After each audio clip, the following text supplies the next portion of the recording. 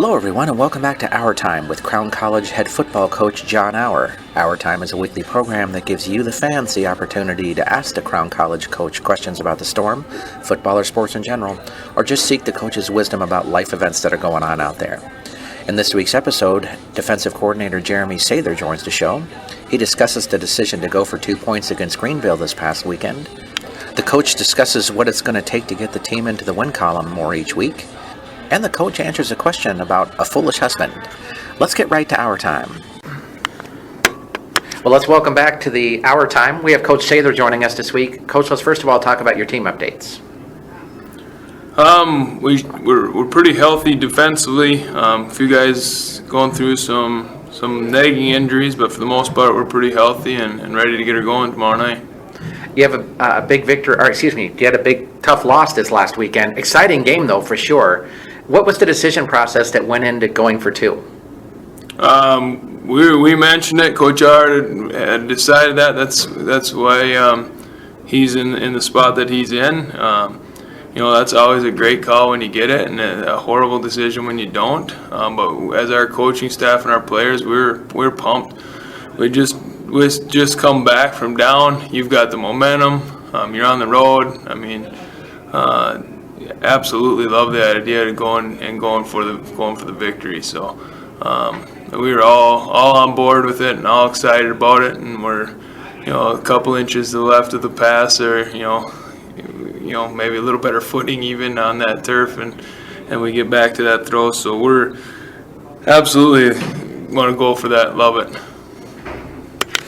Ryan Sinneground led an exciting comeback for you guys. Do you think he's really earning himself as a starting quarterback at this point? I think that's our spots in this team that we're really good at are spots where we have 2 guys fighting, and that quarterback, even with some of those younger guys fighting and pushing, that we're pushing each other there. I think that's why Josh Edlund and Matt Machado have been good for 4 years. Is they've been fighting and scratching and clawing and have a really neat relationship. We have the same thing at Will linebacker right now with Edlund and Noor fighting, and they're amazing friends, but they want the others reps, and they compete. And those spots where we have great competitions, we're a lot better at. So I'm excited to see those guys compete, and they're 2 great kids, and whoever's out there, we're excited for that guy to go and lead that offense. Jalen Phoenix with 2 sacks for you this last weekend. I know he'd been hurt earlier in the year. Is he at about 100% for you now?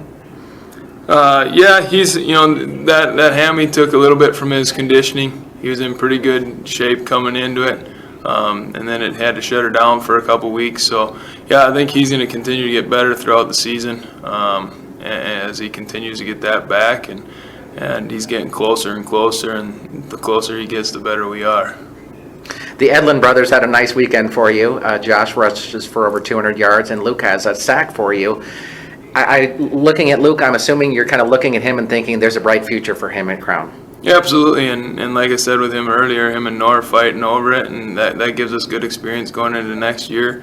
The big brother, the one that started it all, Isaac Edlund, also had a great weekend on special teams with some blocks and that kind of thing. So we've got all 3 of those guys. It's a really cool thing to have the 3 Edlund brothers are very good athletes and just amazing guys. Are there more down the pike there? We told them they should keep going because that's been great for us. But I think we're done with the 3, I guess, unfortunately. You take on Minnesota Morris this week. They have 4 guys that can carry the ball for them. How do you prepare for a team like that? We've talked about that before. Martin Luther, we got to be disciplined. We had a good week in Martin Luther, and not as good last week. A little bummed with where we finished up with that. We had a decent day and a couple big breaks on there. So we're pretty disciplined. We're pretty good at team defense, and when you face the triple option stuff, you got to make sure you're disciplined. You got to trust your buddy to make the tackle on the downhill if you got the cue, and if you got the pitch, trust the guy that's got the cue. So we've got to make sure we're staying disciplined to our job, and if they get a little bit, we got to get them down because we can't let them march down in one play. They also have a pretty talented group of receivers, 3 guys with 20 catches for them. Because of their running attack, is this a situation where you have to ask your cornerbacks to win the one-on-one battles? Yeah, I think so. I mean, we gotta shut down their run. I think they're run first. They like to put the ball on the ground, and their run sets up their pass. And I think they would say that as well. So we got to shut down the run, force them to pass, and then we got to make some plays when we get a chance in the secondary. And sometimes that can be tough when it's run to stay awake back in the secondary. So we got to make sure we're staying awake and ready to go. You're at about the halfway point of the season. How do you evaluate your team's performance in comparison to what you expected coming into the year? I don't know what we expected, but we were pretty excited with this group of seniors, and we had some tough battles early on, and where we wish we could have got some of those early games. So, I think we would love to see a couple more wins on the board at this time point, obviously, but the fact that everybody's battling and everybody's still rolling and continuing to push on, we're excited about the leadership and how the guys are handling kind of a more adverse season than they probably expected, and I think we did too. Well, let us head to our fan questions this week. We first of all begin with Tom from Maconia.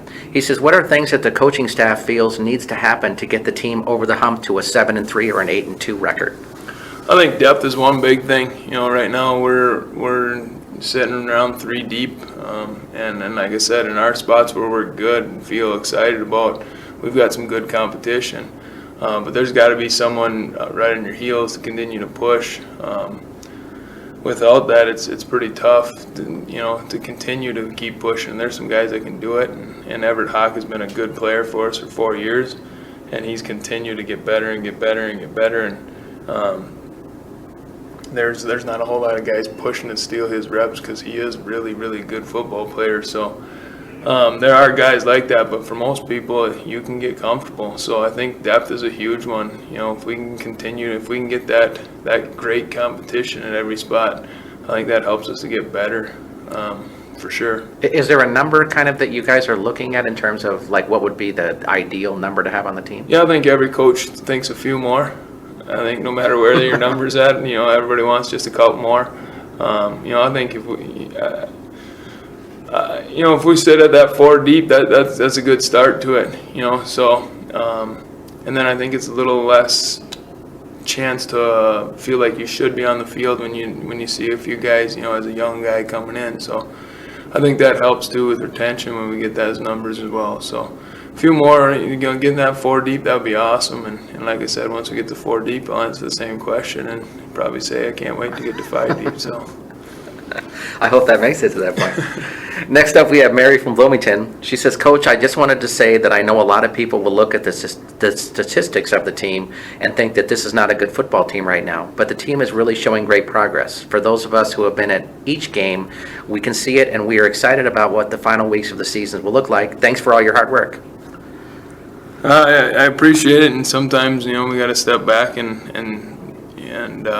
look at some of the positives. And I think in coaching, we're always looking to get a little bit better, no matter where you're at record-wise. So there's inherence to kind of look at the negative. So it is good to hear something like that and to be reminded we've done some good things despite not being where we want to be record-wise. I think the team overall has looked really solid this year. I would think you would look at it and go, wow, we've really done a lot of good things here. We have, and I think we sit back at that, and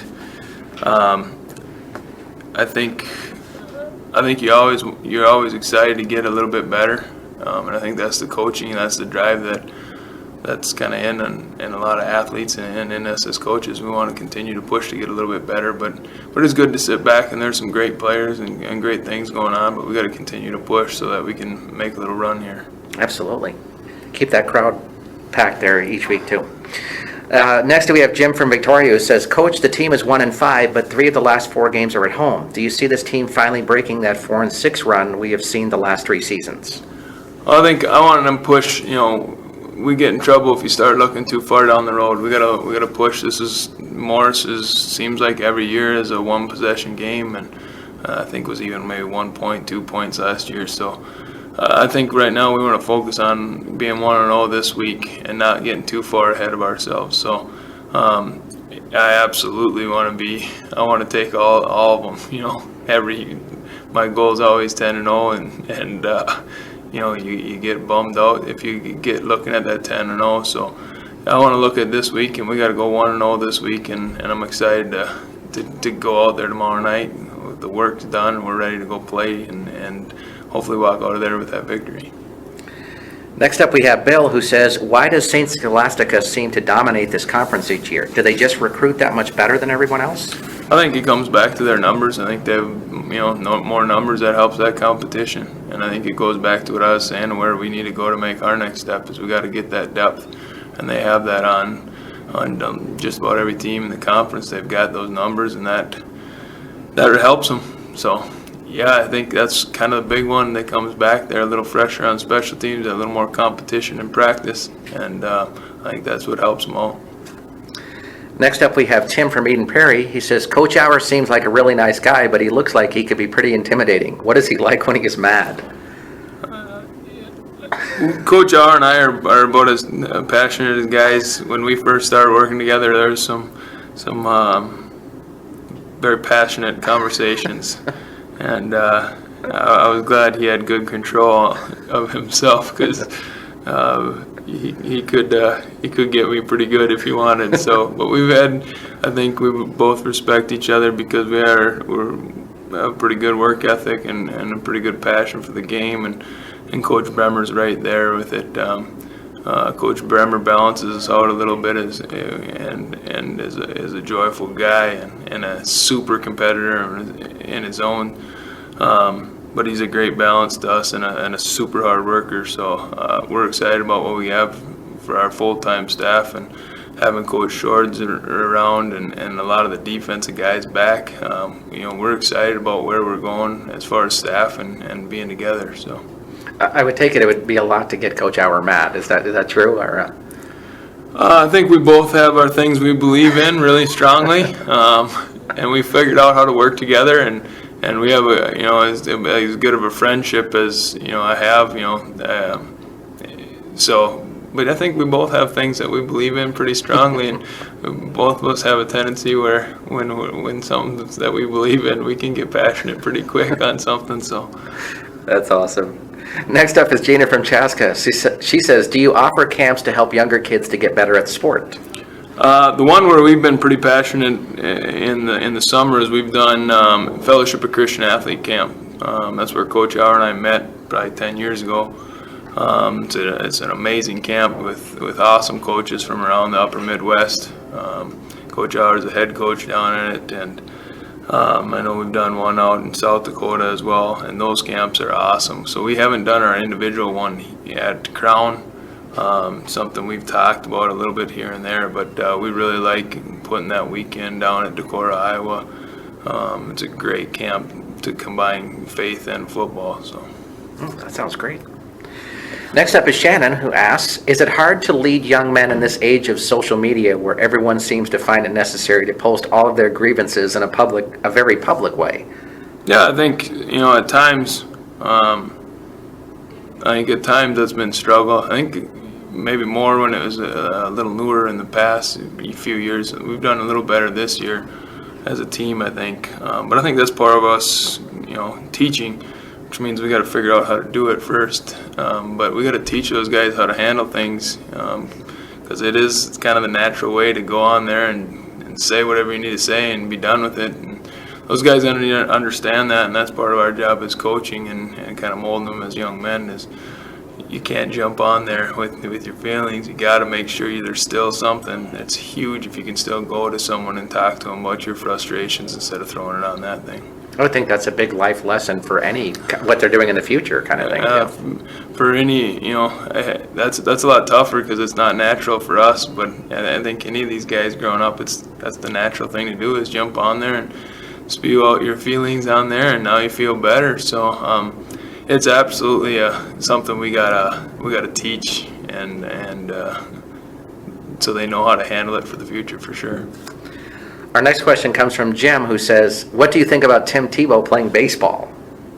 I like who the guy is. I think he's a real bold in his faith. Seems to carry himself the way we should as Christian men. So I think it's cool. I think it's cool he had a little success early there, and I don't know what he's doing now.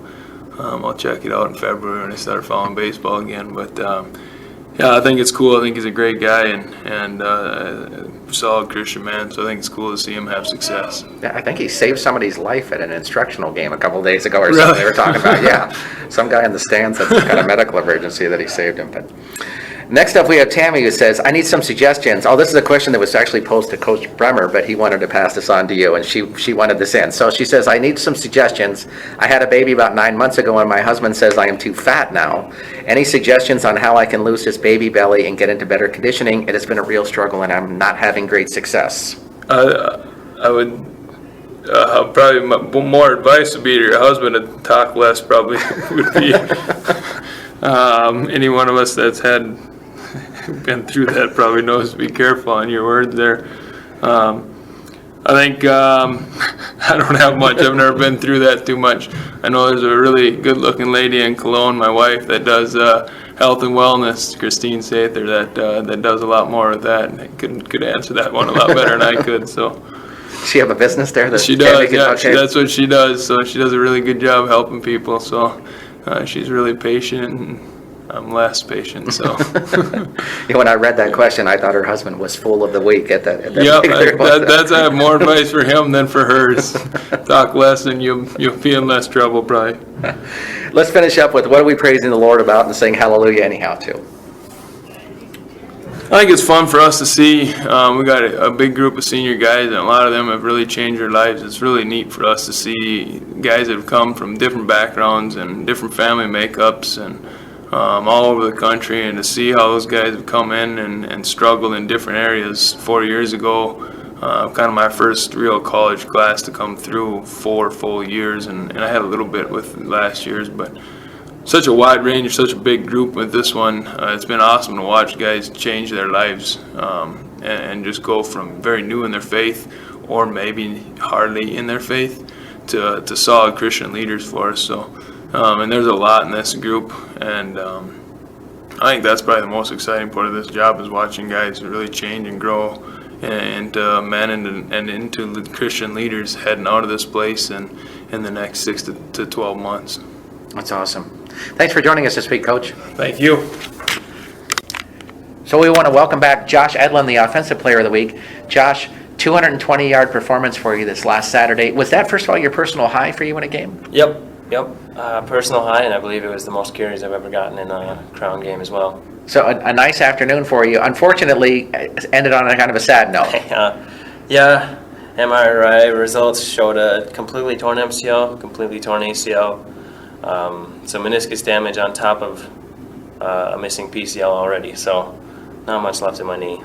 So this is pretty much done for you for the season then, you're figuring? Yep. Yeah, I won't be able to be back for the season, not as a player anyway. Well, let's talk a little bit about the game from this last weekend. Were you surprised when the team decided to go for 2 points at the end there? No, I wasn't. I mean, that's the situation we always come up with, do you win the game or do you tie the game? And it was, we've been practicing a play all year for that exact moment. I didn't actually see the play. I don't know what happened. I saw it on film, and there's a lot of things you could have said about the film, but just comes down to we didn't get it. And I do think that their offense was gaining some momentum, so I think that it was the right choice to go for 2, because we had the momentum, but every time their offense got on the field, they seemed to get one lucky big run or something like that. This weekend, your team takes on Minnesota Morris, a team with kind of a unusual offense from what you're used to seeing. How do you see your team matching up against them? From what I've seen from the film, I'm really excited for the running game. They kind of have a goofy-looking defense where their linebackers stand 2 yards off the ball. Well, 2 of them do anyway. So I'm kind of hoping we go run outside all day and trap those guys inside. Plus, I don't want to rag on them or anything like that, but I don't feel that they tackle that well either. I could have said that about a lot of teams this year, and we just have slippery backs too. I think Matt's a good back, and we're looking at a couple of different options at running back too. So we're seeing them in practice. It's fun to watch them be slippery and stuff like that. But I think there's a lot of yards to be had. Now, the team has 4 games left in the season, 3 of those at home. Do you see that this is an opportunity that you guys could get to 5-5 here? I really do. I think that, in my opinion, I think we might have lost to 2 teams this year, and then we've lost to ourselves the rest of the year. So I think that we just got to get over that hump of, penalties, bad snaps, bad plays. We just got to get over that. And once we can do that, I think we're a great team. I really do. If you look at the Greenville game, there was something like 17 penalties for 182 yards or 18 penalties for 170-some yards. And it's really tough to win a game with that. That's just an extreme setback. The team went to Ryan Sinneground this last weekend. Mm-hmm. He looked really sharp for you guys. Do you see a quarterback controversy maybe rising out of this? There was a quarterback controversy at the beginning of the season, and it kind of, Watkins won the job right away, and then Sinneground kept working, kept fighting for it, and eventually, he's started now, and I think that the fight was good for both of them. I think that, I just think that competition breeds success. Unfortunately, we haven't seen a ton of that success yet, but I think that we're going to. I think that, I just think that Ryan will be able to step it up as well. He's a slippery guy as well. If you see him run, he loves to run side to side. He loves to spin. He loves to do all that stuff, and he's a fun guy to watch. So I'm excited to see what he can do. Now, with just a few weeks left in the season now, you'll be just kind of helping the team, I assume, as a coach kind of idea here. So tell me, what do you do now to prepare yourself for when you leave Crown? Well, I'm trying to take advantage of the coaching side of things right now. I was able to ask the coaches if I could be a part of the game plan meeting on Monday, so I could just kind of see what's going on there. I started to pick up in 4 years of playing here, I've never known the signs for the plays. So that was the first thing that I did, was see if I could pick up the signs for the plays, which I got the numbers down somewhat. So I'm gonna try and learn those, but so maybe I can be a decoy for that or something like that. So I'd just be involved in that. I'm really looking forward to seeing the coaching side of this, so that I can get experience, because that's my minor. I want to be coaching somewhere. I want to have an impact in that way. So that's what I'll be doing to kind of get ahead of things for next year and stuff like that. Now, as you finish out your senior season here at Crown, tell me a little bit about what you're planning on doing with yourself once you leave the campus here. There's a couple different options. I'm actually getting married June 10th, so that's the first thing. Then I'd like to stay around here. If I can actually kind of catch on a coaching job here, that'll be great. Otherwise, at a high school somewhere around here. There's an opportunity in Bemidji, Minnesota that I've been looking at as well, with a Bible camp that I've been going to for, I think it's my 14th year. 8 as a camper, 6 as a counselor, and so they have an opportunity for a caretaker job where I do that, and I could substitute teach and coach as well. Coaching is going to be in the mix wherever I end up going. And then with the last plan, this is kind of just a big dream, but me and my fiance and our kicker, actually, Chad Anderson, we're kind of hoping that eventually we can go to Hawaii and teach for a year or two, because they need teachers there, and that would be a blast. So they need football coaches, I bet there. Yeah. It brings some Minnesota toughness to Hawaii. See what happens there. That'd be awesome. Well, thanks for joining us this week, Josh. Yeah, no problem. I like being on the show. So welcome back. We have Everett Hawk with us, who's the Defensive Player of the Week. Everett, tough loss this last weekend. You guys really battled back in the game. What was that loss, or the game in general, like for you? I just personally know it was really hard battling. Yes, it is tough to lose by 1 point like that. And, there's even questionable calls of going for 2 at the end of the game. But at that point, you just got to have faith of our coach and our call. And I think everybody should be satisfied with how well we battled out, especially being down by by multiple points, multiple possessions in the last 7-8 minutes of the game. I just feel like everybody should be more proud than sad to say. How did you feel about that decision to go for 2? At first, honestly, I was a little hesitant, but our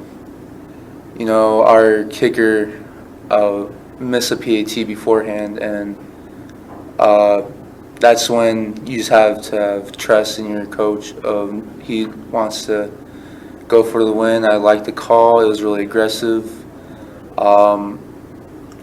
That means he also has faith in our offense of trying to seal the game for us. I personally do like the decision. This week coming up, you have Minnesota Morris, kind of an unusual offense in comparison to what you're normally facing. How do you view being able to stop them? Just going back at what my defense coordinator says, just doing our jobs, individual jobs of taking care of what we can control. Their offense is still kind of new to us, but I think we can stop it, and as long as we just do our jobs and just keep watching film and keep focusing on our scouting reports and everything, I think we should be good to go.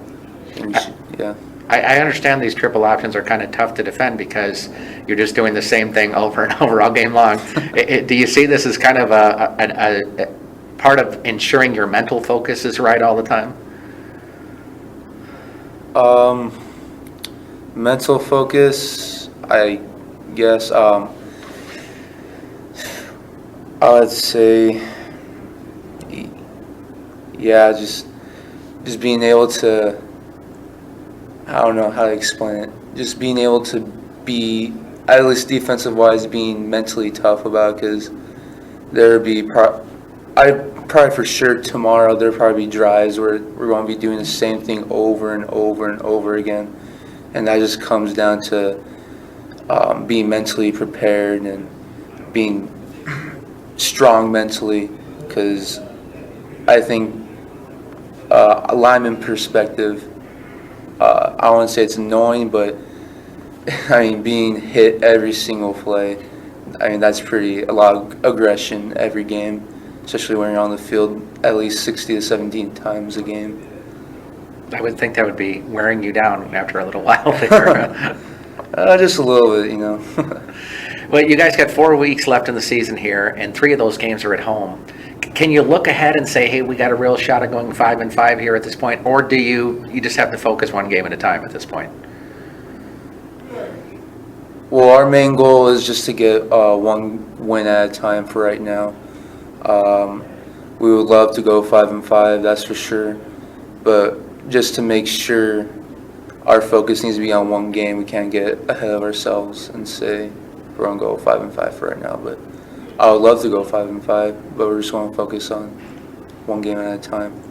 Tell us a little bit about what you've thought looking back on the season so far. What have been your thoughts about the team, how well you guys have played so far? I'm not too sure about the offensive side. I'm just not focused on that part. But on defense, I think we definitely had games where we showed like our true selves, being one of the top defenses in the UMAC. And I think the only problem that we had so far this season is maybe a few big plays, and that's it. And that's just being honest. For those who don't know Everett Hawk very well, tell us a little bit about yourself. I'm from Chino, California. This last summer I spent working at a Bible camp as a camp counselor. I'm a sports management major here at Crown College. I'm a senior this year. And I'm ready to play on Saturday. Do you have an idea what you want to do with yourself when you graduate? For right now, I do not know my exact decision.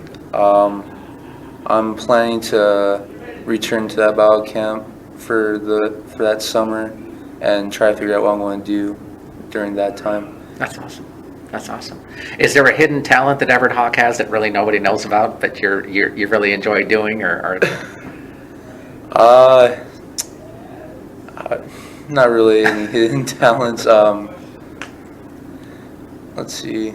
Probably another thing that no one knows about though is I'm not that much of a comic nerd, but I do love superheroes and all that stuff. Oh, nice. Excellent, excellent. So why is it great to be a Crown College Storm? Why it's great, it's just full of other people that are seeking or do have a strong relationship with God, and I just feel like this atmosphere is great for anybody who is looking to either change their lives or seek harder for the Lord. I mean, granted, this place is in the middle of nowhere, but this place itself has students, faculty, professors, coaches, all trying to actually help us athletes or us students do the right thing and follow the right path, and even now in college trying to set us up for a good future. That's awesome. Everett, thanks for joining us this week. No problem. We want to thank Coach Sather for joining us on Our Time this week. If you have your own questions you'd like to ask to Crown College coaches, please send them to us at johnauer@minorleaguesportsreport.com. That's johnauer@minorleaguesportsreport.com. Please have your questions to us by Thursday evening so we can give the coach a little time to review them before we record the show. I'm Rob Pannier, the managing editor of the Minor League Sports Report.